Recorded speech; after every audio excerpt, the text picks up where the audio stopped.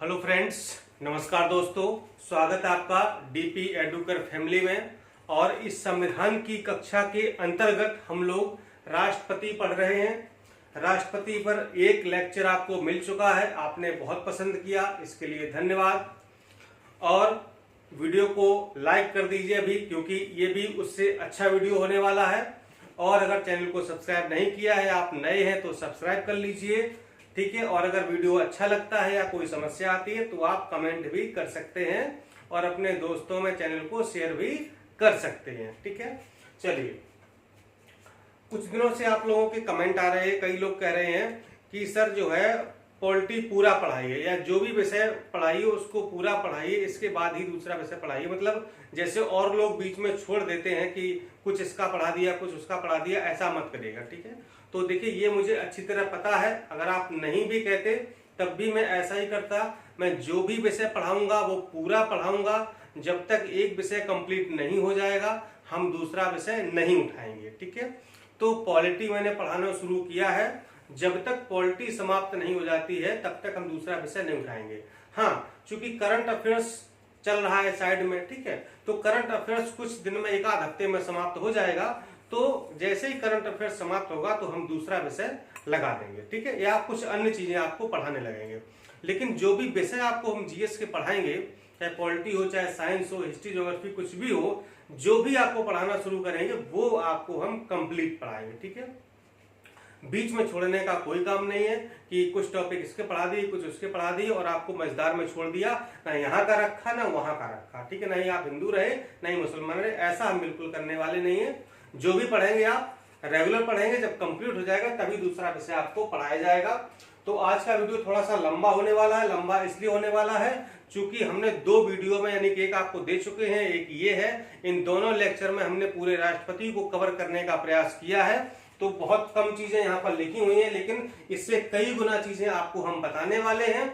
इसलिए copy pen लेके तैयार हो जाइए और नोट करिए चीजों को, क्योंकि यही चीजें आपकी प्रारंभिक परीक्षा के साथ साथ मुख्य परीक्षा में भी आपको लिखने में काम आएगी, ठीक है। समझो पीटी परीक्षा के तो एकदम रामबाण है कि इससे बाहर कोई प्रश्न जाएगा ही नहीं। क्योंकि मैं पिछले सारे जो भी पिछले वर्षों के प्रश्न पत्र हैं उनको हल करता हूं, उनको देखता हूं कि कहां कहां से प्रश्न पूछे गए हैं, तो उन सारी चीजों को हम सम्मिलित करते हैं, कंसीडर करते हैं। इसलिए आप ये समझिए कि प्री का प्रश्न तो एक भी बाहर जाने का ही नहीं है, और मेंस में भी आपको बहुत सारा कंटेंट यहाँ से लिखने को मिल जाएगा। तो राष्ट्रपति को हम पढ़ रहे हैं। राष्ट्रपति में कल हमने क्या पढ़ा था, राष्ट्रपति की भूमिका क्या थी पिछले वाले में, उसकी योग्यताएं क्या है, निर्वाचन की प्रक्रिया क्या है, और निर्वाचन मंडल में कौन कौन लोग शामिल होते हैं। यानी कि हम लोग राष्ट्रपति का निर्वाचन करा चुके हैं, ठीक है। अब क्या होगा, तो निर्वाचन हो गया है तो क्या होगा, शपथ ली जाएगी, यानी कि अब वो शपथ लेगा, ठीक है। फिर शपथ जब ले लेंगे तब क्या होगा, फिर जो है अब कितने साल तक के लिए होगा, उसकी पदावधि क्या है, यानी कि पद धारण जो है कब तक करेगा, ठीक है। फिर क्या है, फिर मतलब उसको हटाया कैसे जाएगा, ठीक है। फिर उसकी शक्तियां कौन कौन सी होंगी। तो इसलिए हम लोग बिल्कुल क्रम से चल रहे हैं कि पहले राष्ट्रपति की भूमिका, उसकी योग्यताएं, अर्हताएं क्या क्या होनी चाहिए, शर्तें क्या होनी चाहिए, फिर निर्वाचन की प्रक्रिया क्या थी, कौन कौन शामिल होगा, पूरा हमने आपको बताया था कि कैसे कैसे कैलकुलेशन होता है, ठीक। आप शपथ है, ठीक है, फिर पदावधि है, महाभियोग है, विधायी शक्तियां हैं, वेतन भत्ते हैं, ये सारी चीजें, ठीक है। हालांकि यहाँ पर अगर आप आर्टिकल वाइज देखेंगे तो थोड़ा सा आगे पीछे हो रहा है, लेकिन मैंने क्रम बनाने का प्रयास किया है, ठीक है। क्योंकि जब जो है पात्रता उसकी होगी तभी तो निर्वाचन होगा, जब निर्वाचन हो गया तभी तो शपथ लेगा, जब शपथ लेगा तभी तो पदावधि आएगी, जब पद पर रहेगा तभी तो महाभियोग लगेगा, ठीक है। और पद पर रहते हुए वो अपनी शक्तियों का, जो भी उसकी विभिन्न प्रकार की शक्तियां हैं उनका वो इस्तेमाल करेगा। तो किन किन शक्तियों को कैसे कैसे इस्तेमाल करता है वो सारी बातें आज आपको बिल्कुल A to Z बताएंगे। एक एक बात आपके दिमाग में ऐसे बैठा देंगे कि वो जीवन में कभी बाहर निकलने का नाम नहीं लेगी। बस आप मेरे साथ देखते रहिए, इसको समझते रहिएगा। चलिए शुरुआत करते हैं अनुच्छेद 60 से हम लोग शुरुआत करते हैं। इसमें राष्ट्रपति के द्वारा ली जाने वाली शपथ के बारे में दिया गया है कि राष्ट्रपति निर्वाचित अगर हो गया है तो वह वो शपथ लेगा, ठीक है। शपथ किसके सामने लेगा, वह उच्चतम न्यायालय के मुख्य न्यायाधीश के सामने शपथ लेगा। ठीक है। और अगर उच्चतम न्यायालय का मुख्य न्यायाधीश नहीं है तो जो भी उच्चतम न्यायालय का वरिष्ठ न्यायाधीश होगा उसके सामने वह शपथ ग्रहण करेगा, ठीक है। तो दो यहाँ पर ऑप्शन है यहाँ पर कि या तो उच्चतम न्यायालय का मुख्य न्यायाधीश हो, अगर वह अनुपस्थित है, ठीक है, तो जो भी उच्चतम न्यायालय का वरिष्ठ न्यायाधीश है उसके सामने वह जो शपथ लेगा, कौन? राष्ट्रपति, ठीक है। अनुच्छेद कितना है? 60। इसके बाद है अनुच्छेद 56 में है, 56 में है राष्ट्रपति की पदावधि, यानी कि वह वो कब तक अपना पद धारण करेगा या कब तक वह अपने पद पर रहेगा। तो देखिए, पद धारण करने की तिथि से 5 वर्ष, यानी जो राष्ट्रपति का कार्यकाल है वो कितना वर्ष होगा? वो 5 वर्ष तक होगा, यानी कि जिस तारीख से वह पद धारण करेगा उस तारीख से जोड़ा जाएगा और जिस दिन 5 वर्ष हो जाएंगे उसका कार्यकाल पूरा हो जाएगा, वह अपने आप अपने पद से हट जाएगा। ये तो यानी 5 वर्ष की उसकी कार्यवधि है। लेकिन कुछ ऐसी परिस्थितियां हैं कि वह अपने कार्यकाल से पहले भी हट सकता है। कैसे? यानी कि पद रिक्तता की स्थिति, यानी कि 5 वर्ष से पहले किन किन परिस्थितियों में उसका पद रिक्त हो सकता है। तो ये तो 5 वर्ष पूर्ण हो गए तो आपका जो है पद रिक्त हो जाएगा, ठीक है। या फिर 5 वर्ष पूर्ण होने से पहले वह त्यागपत्र के द्वारा भी पद रिक्त कर सकता है, यानी कि यह उपराष्ट्रपति को संबोधित अपना त्यागपत्र दे दे, ठीक है। और ये है 56(2) में, ठीक है। जो उपराष्ट्रपति को राष्ट्रपति त्यागपत्र देता है तो किसको देगा? उपराष्ट्रपति को 56(2) के तहत देता है तो पद खाली हो जाएगा। या फिर उसकी आकस्मिक मृत्यु हो जाती है तो भी पद खाली हो जाएगा। या फिर उस पर किसी प्रकार का महाभियोग लगा दिया जाता है, ठीक है। महाभियोग आगे हम पढ़ने वाले हैं, पूरा डिटेल पढ़ेंगे कि महाभियोग क्या होता है, कैसे लगता है, सारी बात आपको बताने वाले हैं, ठीक है। तो इन 3 परिस्थितियों में, यानी कि त्यागपत्र के द्वारा, महाभियोग के द्वारा और आकस्मिक मृत्यु के द्वारा 5 वर्ष से पहले भी राष्ट्रपति का पद खाली हो सकता है, ठीक है। तो क्या होगा इस प्रकार? इसमें देखिए, यहां पर कुछ चीजें समझने वाली हो, आपको मैं समझाना चाहता हूं। अगर मान लो वह त्यागपत्र दे दे, ठीक है, उपराष्ट्रपति को, ठीक, तो क्या होगा इस स्थिति में? कार्यवाहक राष्ट्रपति कौन बनेगा? उपराष्ट्रपति बनेगा, ठीक है। या फिर उसको महाभियोग की प्रक्रिया द्वारा हटा दिया जाता है तब भी पद खाली हो गया तो राष्ट्रपति का काम कौन करेगा? कार्यवाहक राष्ट्रपति, उपराष्ट्रपति करेगा। या फिर किसी राष्ट्रपति की पद पर रहते मृत्यु हो जाती है तब भी उसका पद खाली हो गया, तब कार्यवाहक राष्ट्रपति के रूप में कार्य कौन करेगा? उपराष्ट्रपति करेगा। यानी कि त्यागपत्र, महाभियोग और आकस्मिक मृत्यु, इन तीनों के मामले में जब राष्ट्रपति का पद रिक्त हो जाएगा तो उस स्थिति में उपराष्ट्रपति कार्यवाहक राष्ट्रपति के रूप में कार्य करेगा और इस दौरान उसे जो भी वेतन भत्ते, जो भी सुविधाएं हैं वो सारी राष्ट्रपति के बराबर मिलेंगी, यानी कि राष्ट्रपति के पद के लिए जो भी सुविधाएं निर्धारित हैं वो उपराष्ट्रपति को मिलेंगी, ठीक है। अब क्या होगा? एक स्थिति ऐसी आएगी कि मान लो 5 वर्ष पूरे हो गए, ठीक है, यानी कि कार्यकाल पूरा 5 वर्ष हो गया, ठीक है। तो संविधान में इस बात का प्रावधान किया गया है कि जो राष्ट्रपति का पद है वो कभी खाली नहीं रहेगा, ठीक है। और राष्ट्रपति का पद जिस दिन पूरा हो रहा है उससे कुछ दिन पहले ही अगले राष्ट्रपति का निर्वाचन करा लेना चाहिए, अर्थात अगले राष्ट्रपति का चुनाव हो जाना चाहिए, ठीक है। मान लो किसी डेट को राष्ट्रपति का कार्यकाल, मान लो 10 जनवरी को कार्यकाल खत्म हो रहा है, ठीक है, तो 10 जनवरी से पहले दूसरे राष्ट्रपति का चुनाव हो जाए ताकि 10 जनवरी को जैसे ही जो वर्तमान राष्ट्रपति हैं वो त्यागपत्र दें और उसी दिन जो है अगले जो नए राष्ट्रपति हैं वो अपना पदभार ग्रहण करना वो शपथ ले लें, ठीक है, ताकि जो है राष्ट्रपति का पद एक भी दिन खाली ना रहे। लेकिन मान लो अगर ऐसी कंडीशन बन जाती है कि ऐसी परिस्थितियां हैं कि चुनाव नहीं हो पाए हैं, ठीक है, यानी कि निर्वाचन नहीं हो पाया है, नया राष्ट्रपति निर्वाचित नहीं हो पाया है, ठीक है, और 5 साल पूरे हो गए हैं, ठीक, मान लो 10 जनवरी को 5 साल पूरे हो गए, ठीक है। अब क्या होगा? अब चूंकि अगर जो वर्तमान राष्ट्रपति हैं वो अगर अपने 5 साल बाद हट जाते हैं तो क्या होगा? चूंकि नया राष्ट्रपति बन नहीं पाया है, निर्वाचित नहीं हो पाया है, तो पद खाली हो जाएगा, ठीक है। तो संविधान में इस बात का प्रावधान है कि जब तक नए राष्ट्रपति का निर्वाचन नहीं हो जाता है तो 5 वर्ष के उपरांत भी वर्तमान राष्ट्रपति तब तक राष्ट्रपति का कार्यभार संभालता रहेगा, तब तक उस पद पर बना रहेगा जब तक कि नए राष्ट्रपति का चुनाव नहीं हो जाता है। और ये जिस दिन कार्यकाल खत्म होगा उसके 6 महीने के अंदर जरूरी है कि नए राष्ट्रपति का चुनाव करा लिया जाए। ठीक है, ये ध्यान रखना है। अब देखिए, मैंने आपको क्या बताया कि त्यागपत्र, महाभियोग और आकस्मिक मृत्यु, इन तीनों स्थितियों में अगर राष्ट्रपति का पद खाली होता है तो उपराष्ट्रपति कार्यवाहक राष्ट्रपति के रूप में कार्य करेगा। लेकिन अगर 5 वर्ष पूरे हो गए हैं और नए राष्ट्रपति का चुनाव नहीं हो पाया तो उस दौरान उपराष्ट्रपति कार्यवाहक राष्ट्रपति के रूप में कार्य नहीं करेगा, बल्कि जो वर्तमान राष्ट्रपति है वही 5 वर्ष के उपरांत भी राष्ट्रपति बना रहेगा। ये अंतर है। उस समय उपराष्ट्रपति को कार्यवाहक राष्ट्रपति नहीं बनाया जा सकता है, तब वर्तमान राष्ट्रपति ही 5 साल से अधिक भी समय तक रहेगा जब तक कि नया राष्ट्रपति नहीं आ जाता। ठीक है, ये बात पॉइंट नोट करने वाली थी जो जरूरी थी आपको। ठीक है, बहुत सारी किताबों में नहीं मिलती है इसलिए मैंने आपको बता दी। इसके बाद आते हैं आर्टिकल 57 पर। यहां पर है पुनर्निर्वाचन के लिए पात्रता। ठीक है, यानी कि क्या कोई व्यक्ति राष्ट्रपति पद पर पुनर्निर्वाचित हो सकता है?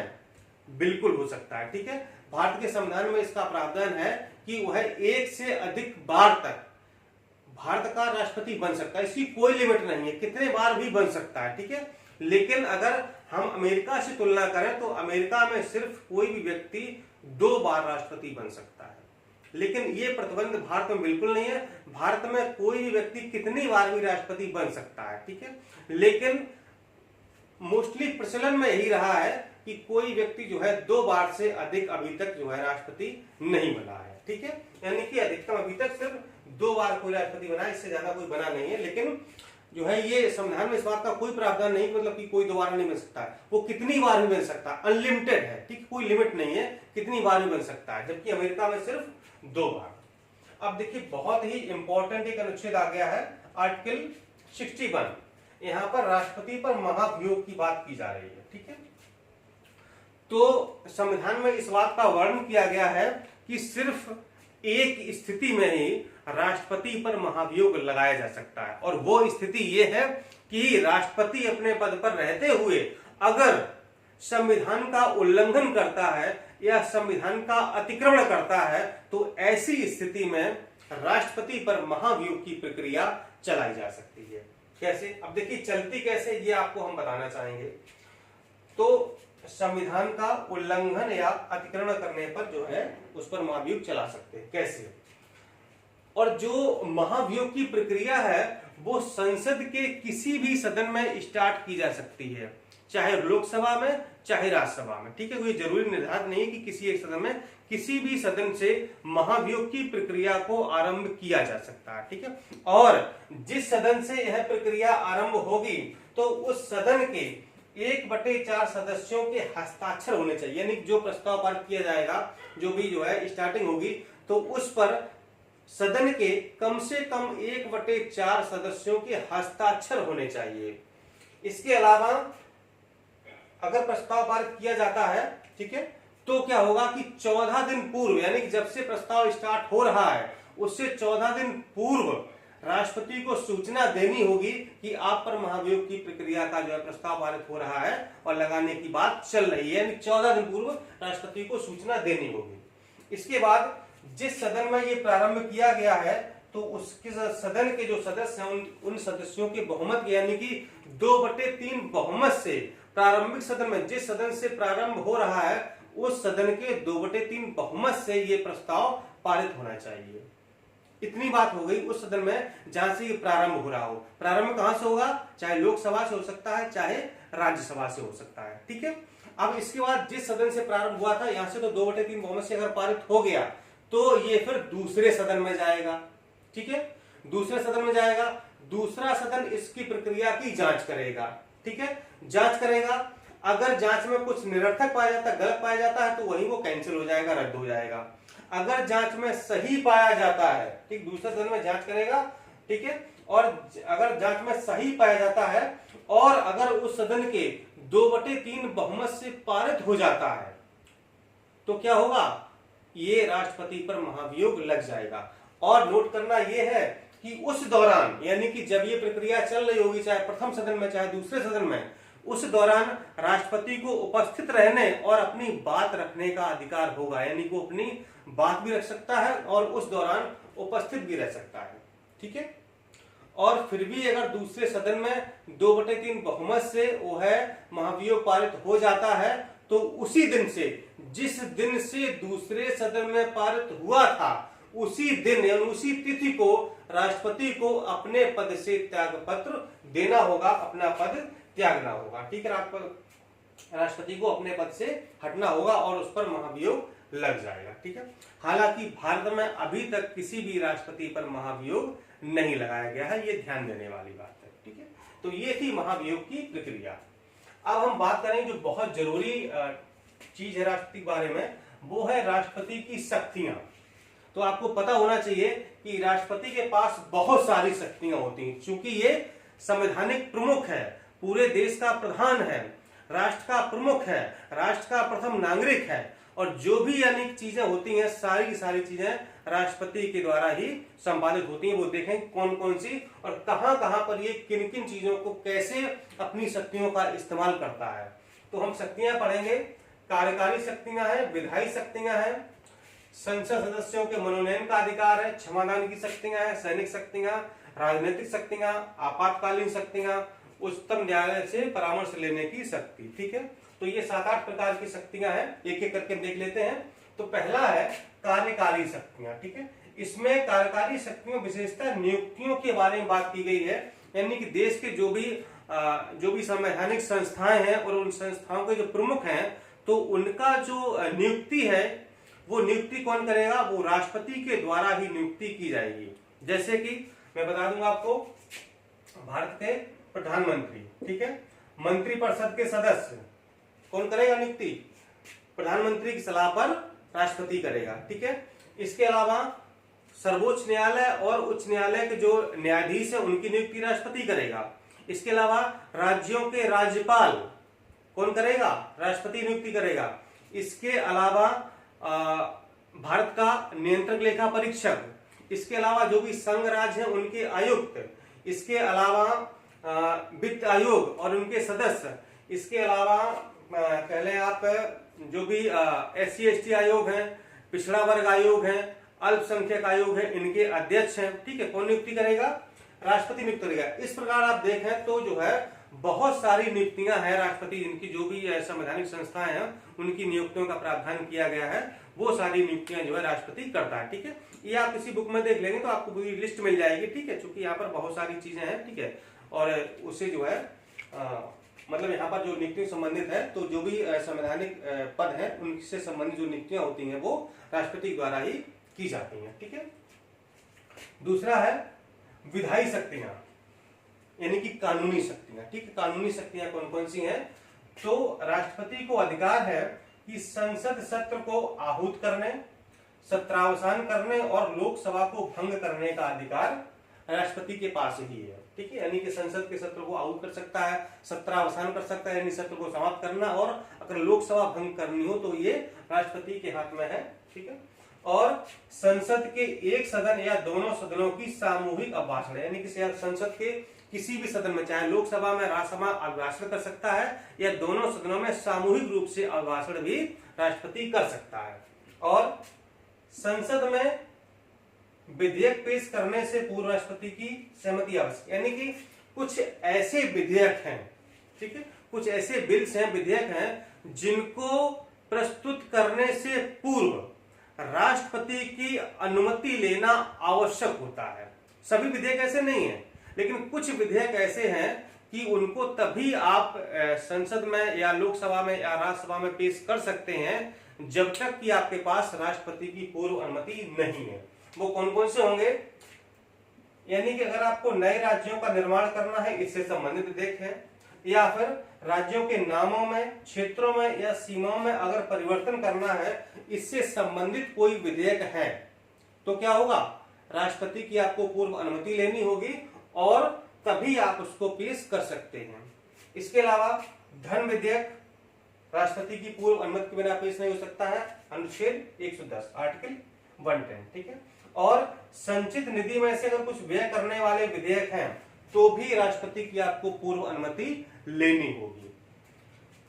नेक्स्ट देखिए क्या है, अगर कोई साधारण विधेयक है, ठीक है, और वो जो है मतलब उसको सुलझाना है, मतलब जो है दोनों सदनों में यानी कि लोकसभा और राज्यसभा में डिस्प्यूट हो गया है, सामूहिक जो है सहमति नहीं बन पा रही है, तो क्या होगा, राष्ट्रपति को अधिकार है कि वह दोनों सदनों की संयुक्त बैठक बुला सकता है और अपना उस पर निर्णय दे सकता है, ठीक है। आर्टिकल 108 के तहत दोनों सदनों की संयुक्त बैठक को बुलाने का अधिकार है राष्ट्रपति के पास। परीक्षा में पूछा जाता है, नोट कर लीजिएगा, 108 संयुक्त बैठक।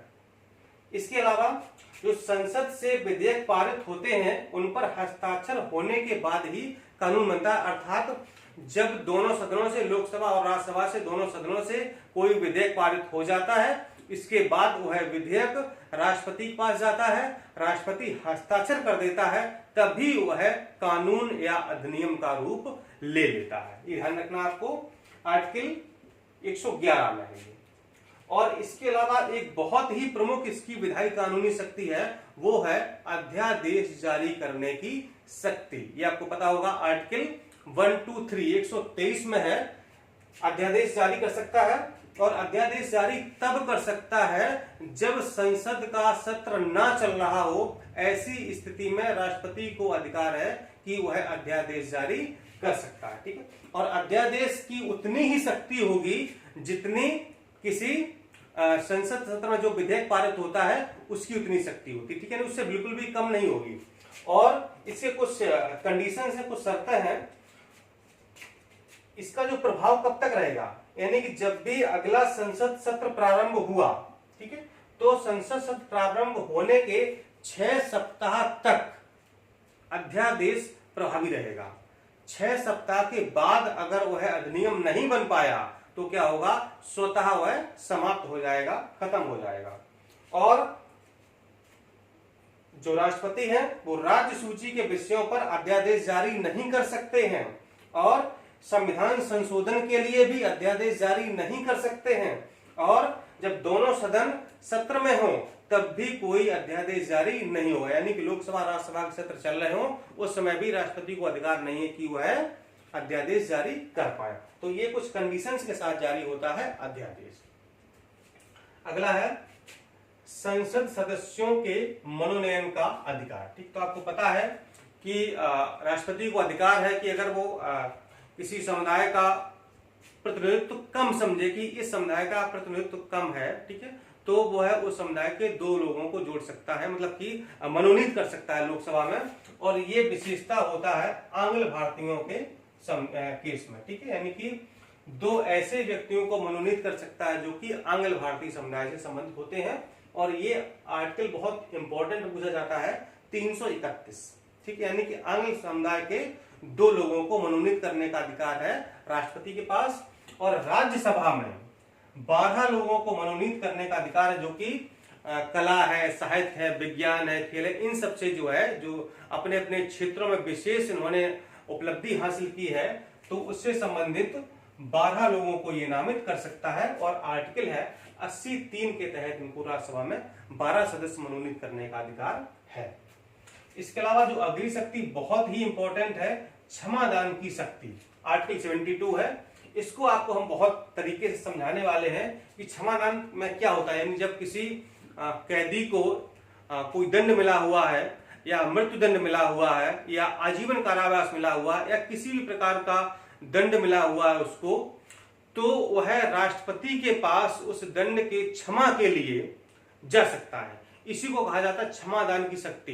राष्ट्रपति चाहे तो उसकी पूरी की पूरी सजा को माफ कर सकता है, राष्ट्रपति चाहे तो उसकी सजा में परिवर्तन कर सकता है, राष्ट्रपति चाहे तो उसकी सजा को कम कर सकता है, ठीक है, या अन्य किसी रूप में बदल सकता है। इन्हीं को कहा जाता है राष्ट्रपति की क्षमादान शक्तियां, ठीक है।